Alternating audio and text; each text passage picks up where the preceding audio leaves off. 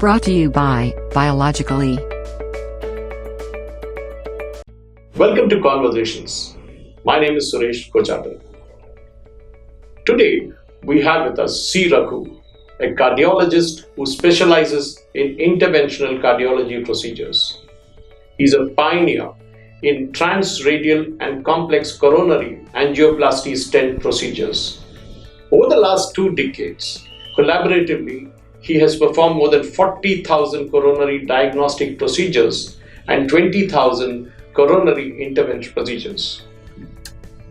Dr. Raghu manages 4 cardiac cath laboratories in various parts of India and abroad. Over the last 12 years, he has been a co-founder of the Prime Hospital that has become a prime part of the global Aster Prime Hospital family group in 2014. At Aster Prime Hospital, the team has performed more than 10,000 coronary angioplasty stent procedures. As you're all aware, 13th of October is World Thrombosis Day, and the theme this year is Eye on Thrombosis. So we will have a few questions for Dr. Raghu on this aspect, and surely he will share his wealth of knowledge with our viewers. Dr. Raghu, most of the physicians have an idea what thromboembolism is, but can you just delve into more of a depth on what exactly it is and how does it actually happen? Thromboembolism is a disease where there are blood clots which are formed in the legs and in the thighs. They get embolized and get lodged into the lungs. So a thrombus which gets embolized in the venous system into the pulmonary artery is called a thromboembolism. This disease is not diagnosed because it is difficult to diagnose. The major reasons why a patient develops a thromboembolism is because of a venous insufficiency or the pooling of blood within the leg veins, which can be either in the calf, thigh, or in the pelvic veins. So these thrombi, when they get lodged into the pulmonary artery, that is the embolism, which can disrupt the blood supply to the lung, which could be fatal in certain instances or could lead to pulmonary infarction, or for certain lucky people, it can go off on its own by a spontaneous lysis of the thrombus by the body's defense mechanisms. Dr. Raghu, that is a good start to kick off the conversation. But the question I have is that most physicians actually would like to know which patient they should suspect have a case of thromboembolism so that timely detection and prompt treatment can be initiated. So what exactly is the symptoms that they should look for or the signs they should look for in case of a general physician who is treating such a patient? There are the features of thrombosis and also embolism. As we have discussed, venous thrombosis happens in the leg veins or in the thigh veins or in the pelvic veins. So the symptoms vary where the thrombi are predominantly lodged. So going about this distinction, we have to distinguish between a distal thrombosis and a proximal thrombosis. A distal thrombus are those thrombi which are present in the calf area, whereas the proximal thrombi are usually the upper part of the thigh and the pelvic veins. If you see, if the patient develops a thrombosis of the calf veins, of the deep veins of the calf, then usually the patient can develop symptoms of leg swelling or foot swelling, or sometimes the swelling can be of a significant size, causing intense pain. But at the same time, certain of these thrombus in the ankle and in the leg region, they are not of a significant magnitude, so they might not have been recognize that they had developed a thrombus because the symptoms are very less intense or minor symptoms. On the contrary, if a patient develops thrombosis of the large veins, quite a few times the patient does not have any symptoms of leg thrombosis, and these patients usually develop symptoms after embolization. So we cannot rely entirely on the clinical symptomatology to say whether the patient has got a venous thrombosis or not. At the same time, when the thrombus gets embolized into the lungs, the patient can be asymptomatic if the thrombus is partial or very minor in intensity, or the thrombus can block one entire lung blood vessel or some segments of the lung, or sometimes there can be a thrombus at the bifurcation of the pulmonary artery, causing interruption of blood supply to both the lungs. So how do these positions present? As we have seen, the leg thrombosis is different from the thigh and the pelvic thrombosis. And when you go on to those patients with the pulmonary thrombosis, the patients can present with breathlessness, and most of the time they can experience palpitations because they develop hypoxemia, and that hypoxemia, consequent to that hypoxemia, the patients can develop a tachycardia. Though with this response, the patient can also have a chest pain if there is an interruption of blood supply to a part of the lung, causing a pulmonary infarction. I would like to point to you that there is an ominous sign of a syncope. If a young patient falls unconscious, then that is also a serious condition where the patient needs to be treated immediately. A patient with a suspected pulmonary embolism develops syncope means he is in the highest subset of high-risk patients. Now, who are the patients who are prone?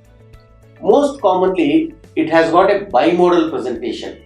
One is the young patients who had a trauma to the legs, usually a sports-related trauma, or a trauma to the knee, which can be an operative trauma, that means in the post-operative stage, in the young people. Then the other group in the women with thrombosis would be those women who are on oral contraceptive pills. But when you take the elderly group of people, those are the group of people, if there is a venous thrombosis in the elderly people, we should suspect that there is and rule out an underlying malignancy, because malignancy is very strongly associated with pulmonary embolism. In between, via media, you have certain group of patients who have been prolonged immobilization, either because of an air travel or sometimes lying on the bed after a post-operative scenario, sometimes patients who had a head injury and then lying on the bed, or sometimes patients who had a sepsis, which is very common. They have been admitted into the intensive care unit because of some other reasons. So, and patients were lying on the bed. So those are the groups of patients we have to be very vigilant about venous thrombosis and pulmonary embolism. That is the reason why the European Society of Cardiology recommends prophylactic anticoagulation for all those people who are on prolonged restriction to the bed, especially in an intensive care setting and post-operative setting. Dr. While you described those particular set of people who are likely to get the thromboembolism problem, there is also this common perception that people who travel long distance on flight stay to US or Europe for 14-16 hours usually are sitting in a posture continuously, and they are most likely also to develop this problem. Is it true? Air travel is one of the reasons for developing venous thrombosis and pulmonary embolism. As you have rightly pointed out, a prolonged air travel definitely entails a risk.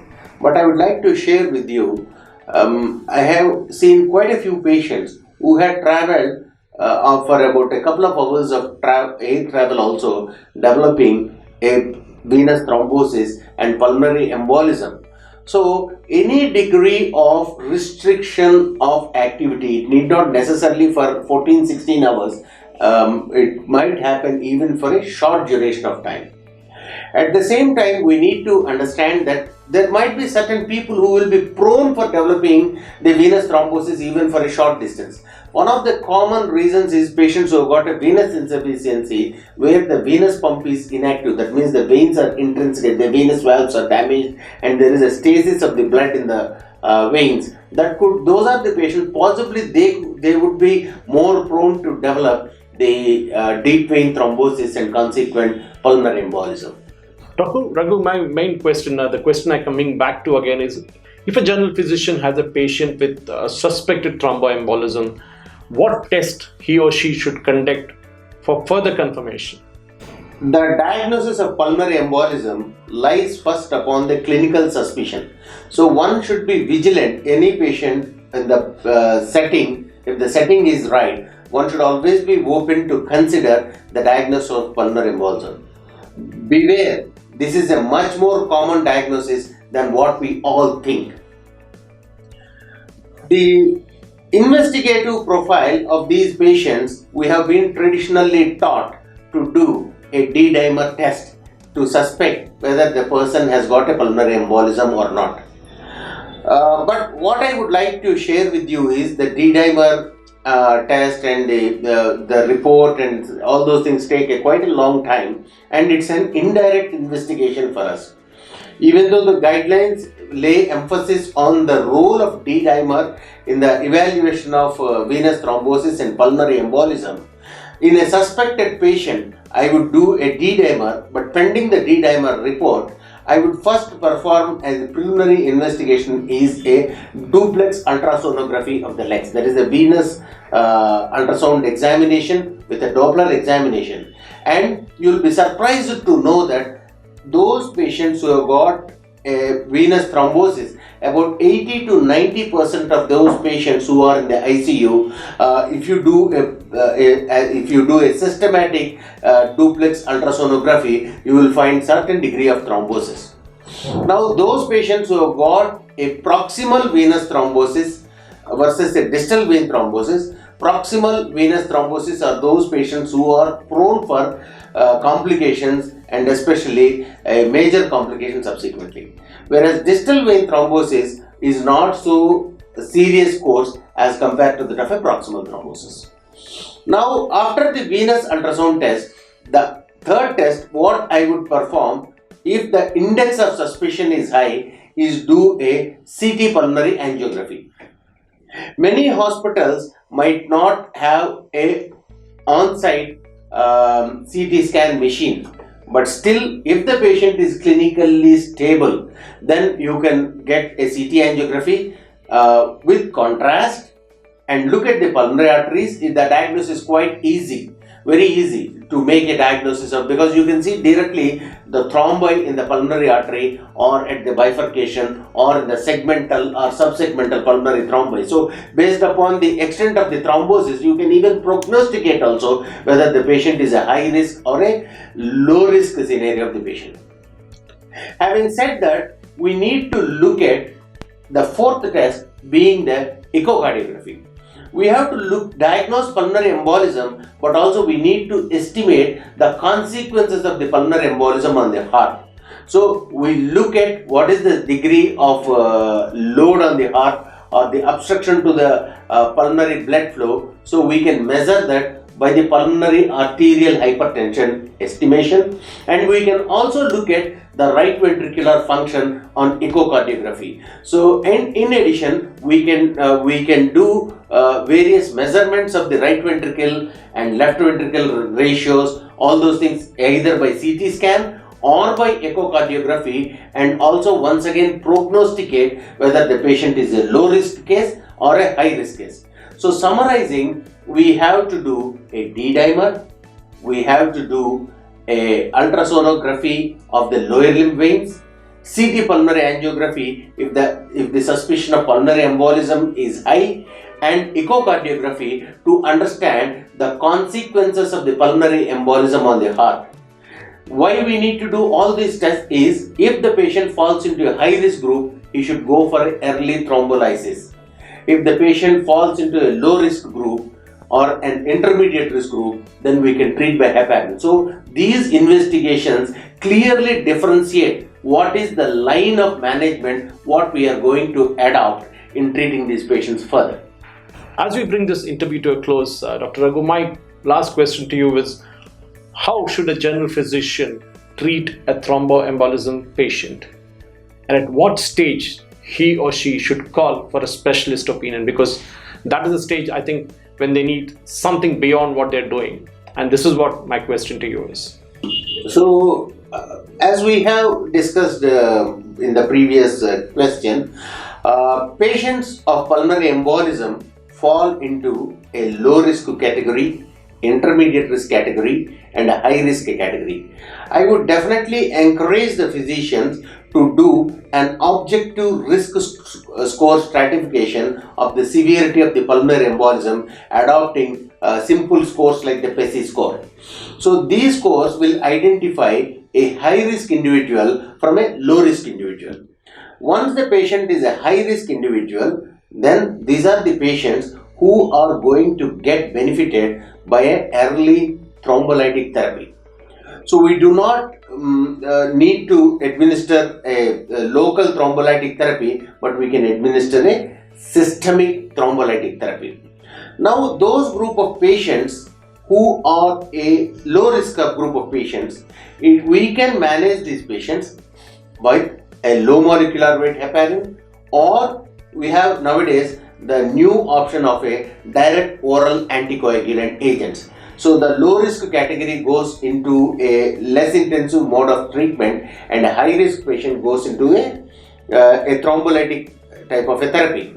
Now we have an intermediate risk. So that is the intermediate risk group of patients where the clinical suspicion or clinical severity of pulmonary embolism is intermediate. Then we can do some other additional tests like the NT-proBNP or cardiac troponin. If they are elevated, then we can consider those patients are high risk group and manage accordingly. If they are not positive, then we can downgrade them into a low risk category. So this is a practical way. But this leaves ahead a very minute chunk, about 2 to 3% of the patients who have got a large pulmonary thrombosis, patients presenting in shock, patients who are very sick, and those groups of patients or those patients who have not got better after a thrombolytic therapy, those are the patients where we can perform catheter directed interventions. That means we can manually remove the thrombus which is lodged in the pulmonary artery using catheter based techniques. Pulmonary embolectomy is a surgical technique which can be tried, but it has got a much higher mortality. So the current day what we perform is a catheter based either a thrombolytic therapy, or we remove the thrombus by doing a catheter based embolectomy of the pulmonary artery thrombosis. So these are the various ways. So going on to the long term management, these are the groups of patients who need to receive a direct oral anticoagulant therapy for at least a duration of 2 years. For those low risk subgroup of patients, we have got two groups. One is a provoked and an unprovoked. Provoked means those patients who had a travel or who had a surgery and had a pulmonary embolism. So there is an insult which is responsible for the pulmonary embolism. So when there is an insult which is responsible for the pulmonary embolism, we can give only a 6-month duration of direct oral anticoagulants. But if there is an unprovoked, that means we do not know what is the reason for the pulmonary embolism, it's a idiopathic in origin, that's what we could have considered, or there is a coagulation abnormality, those are the patients we need to give anticoagulation for at least 2 years. And for certain group of patients, I would prefer to continue them lifelong because the risk of bleeding with a DOAC is much less. And for example, we have a cancer patient, we need to treat the cancer, and if the cancer goes into remission, then we can stop the anticoagulant. So we have to treat acute thrombosis, and it should be followed up with a chronic management of a pulmonary thrombosis and pulmonary thromboembolism with a prophylaxis option in our mind. That, ladies and gentlemen, was Dr. C Raghu.